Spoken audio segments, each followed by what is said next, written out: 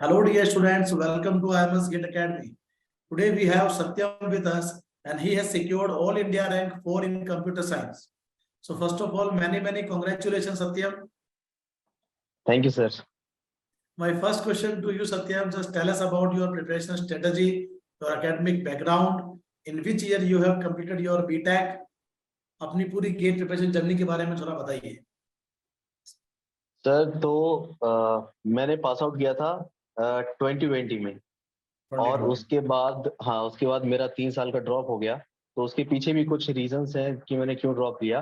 तो 2020 के बाद सर लॉकडाउन लग गया था, तो उस वजह से मैंने उस समय सर कोई ऑनलाइन प्लेटफॉर्म नहीं था, तो I was tried to go to offline actually.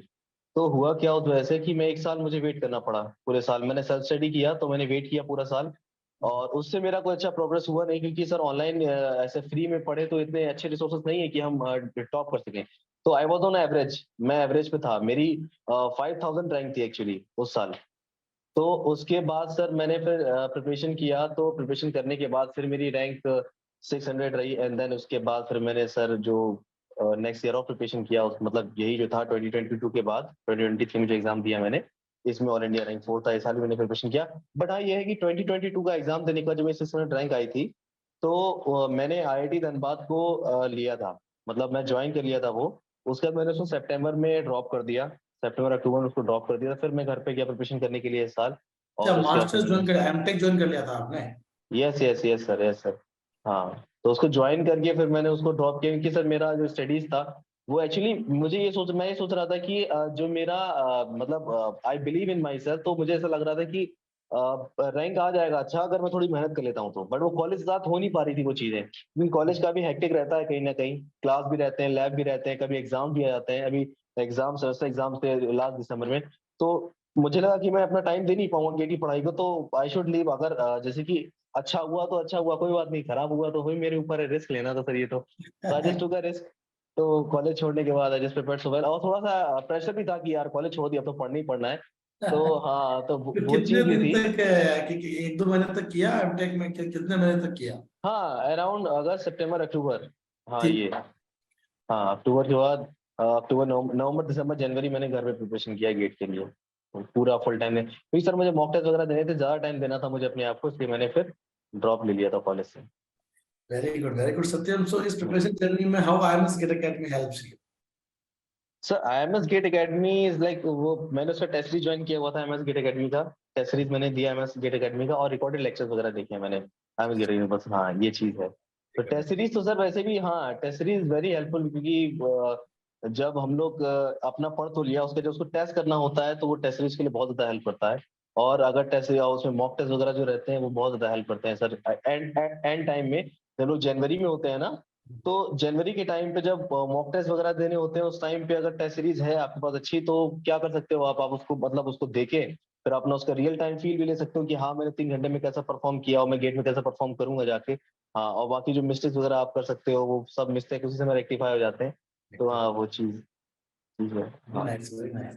So yes. Satyam, my next question, generally student feel very nervous in the actual GATE exam. So जब आप actual GATE exam 23 में थे, और आपने बोला आपको पहले एक्सपीरियंस हो चुका था 22 का, but this time how you have managed the pressure? What was your mindset that time? क्योंकि उस समय काफी थॉट्स आते हैं कि यार मेरे 2 अटेम्प्ट पहले हो चुके हैं, इस बार नहीं हुआ तो क्या हुआ, मैं ऑलरेडी एमटेक से ड्रॉप हो चुका हूँ। हाँ कैसे उस प्रेशर को मैनेज किया आपने? हाँ, तो सर एक्चुअली बात यह है कि 2 साल हो चुके हैं, ये बिल्कुल सही बात है कि थर्ड ईयर जब मैंने ड्रॉप किया था, मेरे मन में ऐसे सवाल आ रहे थे। बट कहीं ना कहीं 2022 का जो मेरा एग्जाम था वो खराब इसी वजह से हुआ था कि प्रेशर में हैंडल नहीं कर पाया था, पेपर थोड़ा टफ आ गया था। तो उसके बाद क्या हुआ कि जब मेरे क्वेश्चंस नहीं बने शुरुआत तो मैं एकदम से डिमोटिवेट हो गया, और मुझे लगा कि मेरा पेपर खराब हो जाएगा, अब मैं टॉप रैंक नहीं ला सकता। तो फिर मुझे ये था कि एमटेक करना, टॉप कॉलेज नहीं मिलेगा मुझे, ऐसे करके था मेरे में। अब इस साल मैंने क्या सोचा कि अगर प्रेशर ले लिया तो वैसे ही पेपर खराब होना है। अगर उस चीज को सोच लिया कि यार क्वेश्चन नहीं बनना है, तो मैं ये सोच लिया था क्वेश्चन नहीं भी बनेंगे ना तो कोई बात नहीं, इट्स ओके। जितना बन रहा है, जितना हो रहा है, उतना मुझे करना है बस। हाँ, लास्ट ईयर भी ये था कि अगर मैं इतना कर देता, इतना मुझे आता था, तो I would have get like under 200 तो मेरी होती। बट नहीं थी, क्योंकि वो प्रेशर मुझे मेरे ऊपर था इतना सारा। और इस साल मैंने एक और चीज की थी कि प्रैक्टिस मैंने बहुत ज्यादा की थी क्वेश्चंस को लेकर के, बहुत प्रैक्टिस की मैंने। तो उससे हुआ क्या कि एक एनवायरनमेंट था, जब मैं पेपर देने के लिए गेट में बैठा तो I was like used to the questions, so easy हो गया फिर मेरे लिए पेपर करना भी। और बाकी प्रेशर तो सर मैंने सिर्फ ऐसे ही एक थॉट प्रोसेस था मेरे पास कि अगर मैंने प्रेशर लिया, अगर मैंने ये सोचा कि एग्जाम मैंने दिया है और उसमें मैं सोच लूं कि अगर मेरा एग्जाम में नहीं हुआ तो मेरा क्या होगा, या फिर कि 4 क्वेश्चन नहीं बने तो क्या होगा। उसके लिए सिंपल सी चीज यही थी सर कि अगर मैंने प्रेशर ले लिया तो एग्जाम वैसे भी खराब होना है, उसको Correct. कोई नहीं रोक सकता उसके बाद, है ना सर। तो इसीलिए फिर मैंने यही सोचा कि जैसा है, जितना आता है उतना उस परफॉर्म करना है बस एग्जाम के अंदर, बस।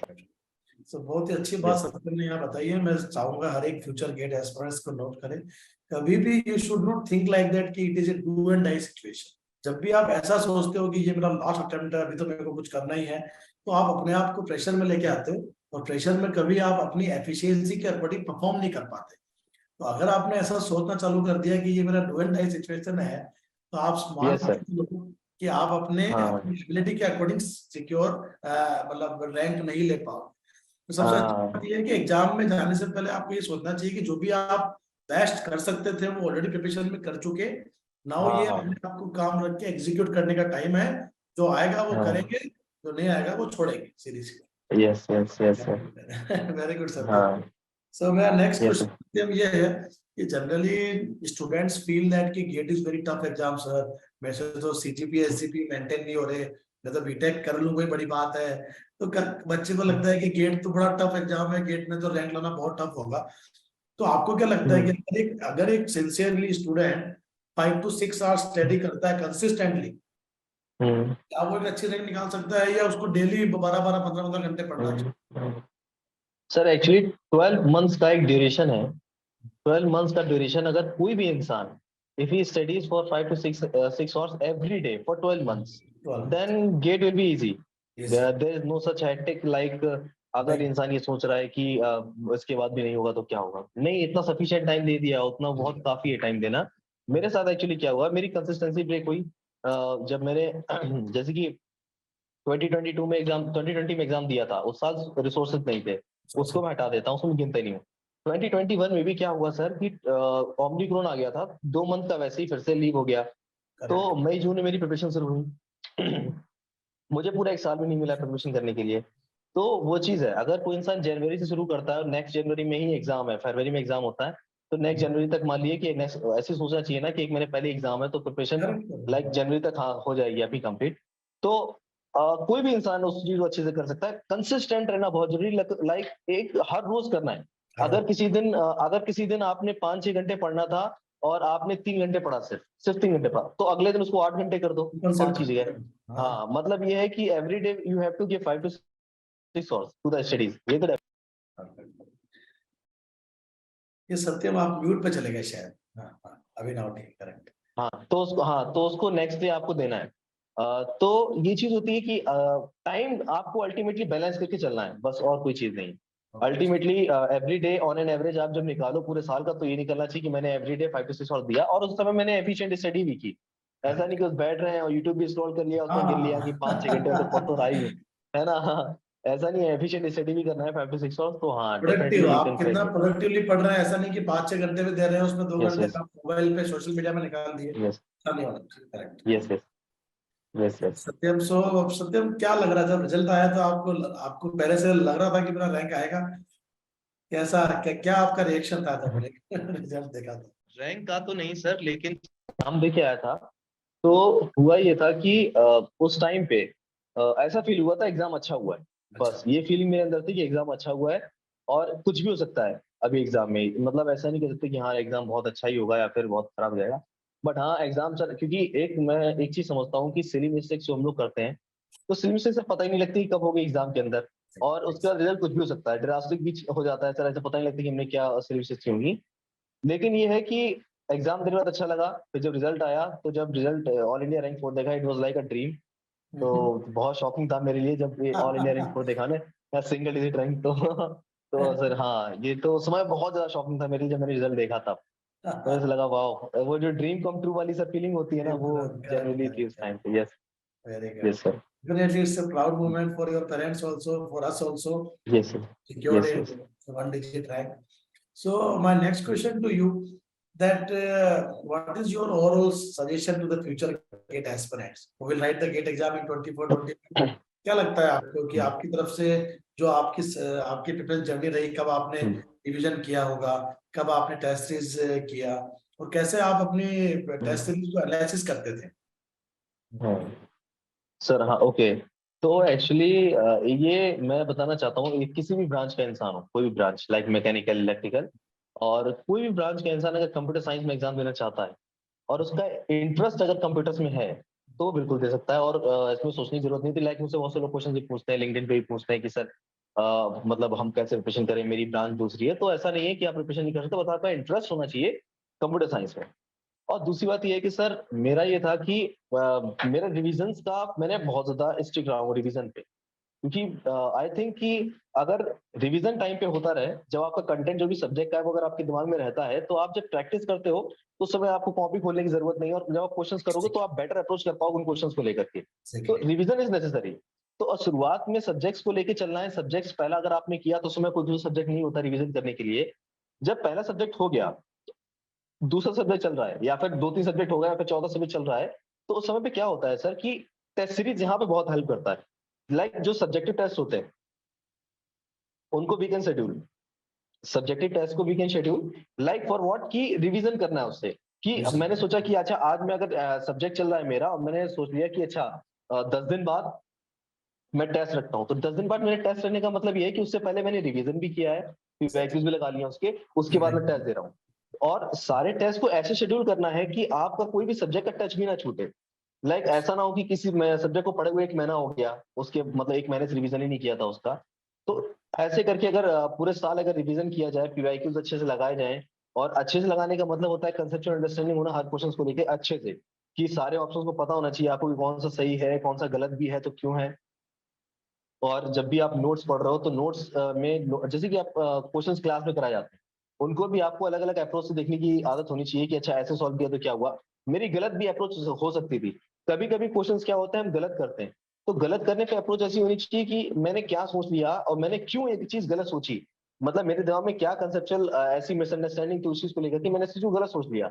तो ये सब चीजों को अगर हटाते हुए इंसान जाता है, तो लास्ट तक अगर सिलेबस कंप्लीट कर ले अगर इंसान नवंबर में भी, तो there is no hectic sir. नवंबर तक अगर खत्म हो जाता है तो दिसंबर में मॉक टेस्ट दे, दिसंबर में मॉक टेस्ट दे, और मॉक टेस्ट देने के बाद I used to do like मुझे मॉक टेस्ट दिया मैंने उसी समय अपने सिली मिस्टेक्स को आइडेंटिफाई किया, एंड थोड़ी देर मैंने रिलैक्स किया। अगर खराब हुआ तो पेपर मेरा, तो थोड़ी देर रिलैक्स किया। अच्छा भी हुआ तब भी सर 3 घंटे पेपर देने के बाद थोड़ा सा थकावट होती है मेंटल, तो 1-2 घंटे रिलैक्स किया, उसके बाद फिर से बैठ गए कि how can I get 100 marks in this subject, मतलब जो पेपर मैंने मॉक टेस्ट दिया है कि 100 कैसे आएंगे।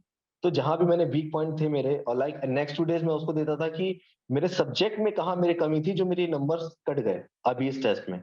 तो ऐसे ऐसे करके सर मैंने लगभग 40 मॉक टेस्ट दिए होंगे दिसंबर जनवरी में मिला के। तो उससे क्या हुआ कि जो मेरे अंदर का प्रेशर वाला चीज था, सिली मिस्टेक्स थी, और क्वेश्चन को अप्रोच करने वाली चीजें थी कि कैसे क्वेश्चंस को अप्रोच करें, क्वेश्चंस को छोड़ना भी आना चाहिए, क्योंकि अगर बहुत से क्या होता है कि क्वेश्चंस ईगो पे ले लेते हैं, मतलब वहां पे पेपर में। तो एग्जाम में अगर क्वेश्चन ईगो पे लोगे 10 मिनट वेस्ट करके अगर आपने 2 नंबर ले भी लिए तो क्या फायदा। तो 10 मिनट वेस्ट तो किसी क्वेश्चन पे करना ही नहीं है, अगर करना है तो एट लास्ट करो जाके। बट शुरुआत में तो हाँ बिल्कुल वही क्वेश्चंस को अटेम्प्ट करना। तो ये सर हैबिट सारी बनानी पड़ी टेस्ट सीरीज से ही। और इनफैक्ट हाँ हाँ, तो मॉक टेस्ट इसमें सबसे ज्यादा हेल्प करता है कि मॉक टेस्ट जितने भी आप दोगे टेस्ट सीरीज के, वो ज्यादा आपको हेल्प करे। टेस्ट सीरीज सर इसी चीज के लिए होती है, एक तो प्रेशर हैंडल करने के लिए होती है, सिली मिस्टेक्स आइडेंटिफाई करने के लिए होती है, और क्वेश्चंस को कैसे अप्रोच करें। ये 3 चीजें अगर आप टेस्ट सीरीज से यही सीख सकते हो। और टेस्ट सीरीज आपको ये नहीं बता देगी कि गेट में ये क्वेश्चन आएगा, ये क्वेश्चन आएगा, वो तो किसी को नहीं पता कौन से क्वेश्चन आएंगे सर गेट में, है ना, वो चीज रहती है बस। Very good Satyam. So all the future aspirants should note the point. और अगर आप जो सत्यम ने बताया ये पॉइंट्स को अपनी प्रिपरेशन के लिए फॉलो करते हो तो डेफिनेटली काफी चांस बढ़ जाते हैं आप भी सक्सेस अपकमिंग एग्जाम में ले सको। तो मैं एक पॉइंट पे वापस से फोकस करना चाहूंगा जो सत्यम ने बोला कि कोई भी सब्जेक्ट जब आप अपना कंप्लीट कर रहे हो, जो आपके क्लासरूम नोट्स हैं, सबसे पहले आपको आप रिवाइज करो थोरोली। रिवीजन करने के बाद उस सब्जेक्ट के पीवाईक्यूज लगाओ, और पीवाईक्यूज लगाने के बाद फिर आप उसका सब्जेक्ट टेस्ट अटेम्प्ट करो। तो ऐसा नहीं है कि आप केवल और केवल पढ़ते जा रहे हैं, रिवीजन करते जा रहे हैं। अगर आप टेस्ट नहीं करोगे तो आपको कंसेप्ट तो हो जाएगा, बट कैसे एग्जीक्यूट करना है वो आप में डेवलप नहीं हो पाएगा। तो सबसे अच्छी बात, और ऐसा भी नहीं कि आप प्रॉपर सब्जेक्ट को रिवाइज ही नहीं किए, पीवाईक्यूज ही नहीं किए और डायरेक्ट आप टेस्ट दे रहे हो, तो भी शायद आप अच्छा स्कोर ना कर पाओ। तो एक बहुत अच्छा सीक्वेंस बताया सत्यम ने कि पहले रिवीजन करिए, बार बार रिवीजन करिए, और रिवीजन तब कर पाओगे जब आपके पास कुछ कंटेंट होगा आपके, जो आपने क्रिएट किया है। तो सबसे पहले अपना फोकस करो क्लासरूम नोट्स बनाने में, अपने जो नोटबुक है उससे रिवीजन करिए, फिर पीवाईक्यूज लगाइए, फिर सब्जेक्ट टेस्ट करिए, मल्टीपल सब्जेक्ट टेस्ट करिए। और सबसे अच्छी बात सत्यम ने बोला, नवंबर तक आप इंश्योर करिए कि नवंबर तक आपका सिलेबस हो जाए और आप रिवीजन स्टार्ट कर दो। मतलब नवंबर के बाद कुछ भी नया सब्जेक्ट आप मत पढ़ो, उसके बाद दिसंबर जनवरी आप शिद्दत से रिवीजन करो और आप मॉक टेस्ट, जैसे सत्यम ने बोला कि जितने ज्यादा मॉक टेस्ट दोगे उतने ज्यादा आप गेट एग्जाम के हैबिचुअल हो जाओगे। तो जब आप एक्चुअल गेट एग्जाम देने जाओगे ना, तो आपको कुछ नया नहीं लगेगा, आपको कुछ नया नहीं लगेगा, आप सोचोगे कि तो मैं हमेशा देता हूँ 3 घंटे पेपर, तो वैसे कुछ आपका एक मोमेंटम सेट हो जाएगा, है ना। हो सकता है आपके कम नंबर आए, ज्यादा नंबर आए, लेकिन आपका एक मोमेंटम सेट हो जाएगा। और सबसे अच्छी बात जो सत्यम ने बोला कि 3 आवर का एग्जाम देने के बाद थोड़ा सा रिलैक्स करना जरूरी है, और ये आइडेंटिफाई करना जरूरी है कि अच्छा आज मेरे को 100 में से 40 मार्क्स आया या 38 आया या 48 आया, तो कहाँ कहाँ स्कोप था जहां मेरा क्वेश्चन गलत हुआ, कौन से क्वेश्चन ऐसे थे जो मैं अटेम्प्ट ही नहीं कर पाया। तो इन सब पे जब आप धीरे धीरे काम करना चालू करते हो, तो इवेंचुअली ये छोटी छोटी छोटी लर्निंग जो होती है मॉक टेस्ट वाली, वो आपको एक्चुअल जो आपका एग्जाम होता है गेट एग्जाम, उसमें फायदा देती है। Yes yes sir. काफी और अच्छा एक लगा चीज आपसे और है बात ना सर, करके। हाँ सत्यम बताइए बताइए। और एडमिट कार्ड जब आता है तो पता लग जाता है कि किस टाइम किस मतलब स्लॉट में एग्जाम होगा, तो उस स्लॉट में बैठ के एग्जाम देना चालू कर दो, 90-12 या फिर 2-5 जो भी स्लॉट हो, तो वो और ज्यादा अच्छा रहता है। कि अगर एक्चुअली क्या होता है, किसी किसी का मॉर्निंग में इतना अच्छा रिफ्रेश होकर ब्रेन नहीं चलता है, तो उनकी अगर वो उस टाइम पे एग्जाम देंगे तो उनके लिए क्या अच्छा है कि मॉर्निंग में उनको हैबिट हो जाएगी क्वेश्चंस करने की, या जिसका इवनिंग में नहीं होता तो उसका इवनिंग में हैबिट हो जाएगी। तो अगर उसी मूवमेंट उसी स्लॉट में एग्जाम दें तो ये होता है कि हैबिट होने लगती है, या उसी टाइम में, हाँ सुबह है तो सुबह 3 घंटे भाई एग्जाम मैं दे सकता हूँ बैठ के आराम से, चिल। ये चीज है sir. Also very good point कि जनरली जब किसी का अगर आफ्टरनून सेशन होता है 2:30 to 5:30, और अगर आपका मॉर्निंग में जल्दी उठने का आदत है, तो कभी कभी आप दिन में 3-4-5 बजे थोड़ा सा हैंग हो जाते हो, सैचुरेट हो जाते हो। हाँ, यस आप यस यस यस। परफॉर्म नहीं कर पाते। तो ये सबसे अच्छी बात होगी कि जो एडमिट कार्ड पे आपका टाइम आता है, वो 25 डेज पहले, करीब 1 महीने पहले आपको एडमिट कार्ड मिल जाता है, तो आपके पास सफिशिएंट टाइम है। आप उसी टाइम एग्जैक्ट 2:30 और 5:30 पे आप जब बैठो और अपने, अगर आप एग्जाम से पहले 20 मॉक टेस्ट भी देते हो, 15 मॉक टेस्ट भी देते हो, तो आप सोचो कि जब आप एक्चुअल गेट एग्जाम दोगे तो वो आपका 21वां गेट होगा। अब 21वां गेट आप पूरा हैबिचुअल हो चुके हो, उस पूरा जो आपका पूरा बॉडी है वो उसके अकॉर्डिंग सेट हो चुका है कि 2:30 to 5:30 how you need to respond, how you to react like. चलिए, वेरी गुड सत्यम, काफी अच्छा लगा, मजा आया आपसे बात करके। और all India rank thank you sir, I am so glad sir. for your parents, many congratulations to your parents and to you from the behalf of IMS Gate Academy। Thank you और sir, thank you so much. जो भी YouTube channel पे इस video को देखेंगे, आप सभी future aspirants के लिए काफी कुछ टेक अवे है यहाँ से। सत्यम ने जो अपने प्रिपरेशन जर्नी के बारे में बताया, अगर आप ये कुछ सीक्रेट्स को अपनी प्रिपरेशन में फॉलो करोगे, डेफिनेटली आपको अपनी सक्सेस बनाने में फायदा होगा। चलिए, thank you Satyam, and thank you to all of you who will watch this session on recording. Thank you. हाँ ओके सर।